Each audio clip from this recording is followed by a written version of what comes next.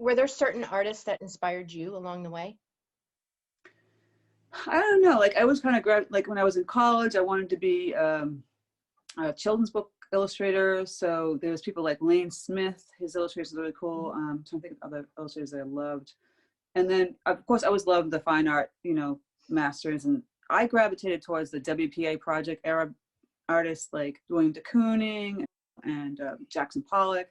I just loved that whole era. I mean, I love the Monets and the Impressionistic. I never could get into the Renaissance. I just didn't like that kind of style. Yeah, right. Didn't speak to you. No, I love the Expressionistic. I like things as expressionistic. You know, Picasso I kind of like, but not, it wasn't my favorite, you know.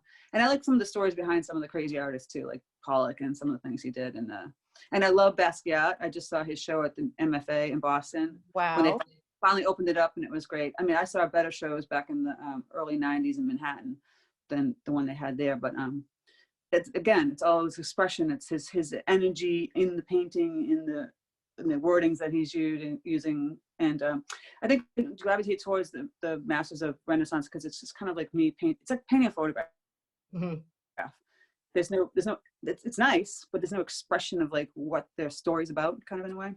So I always gravitate towards that.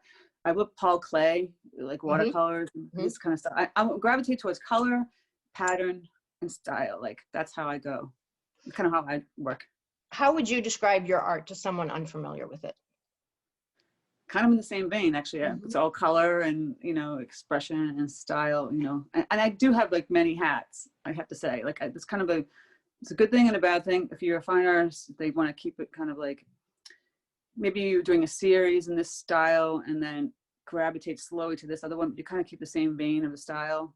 I kind of like to do this and that because I get bored pretty easy. My dad's kind of the same way. And so it works great for licensing, but it probably wouldn't work great for a fine art collector. Right. You know, right. You know, but if I did a series, yes, but you know, I kind of knew that early on.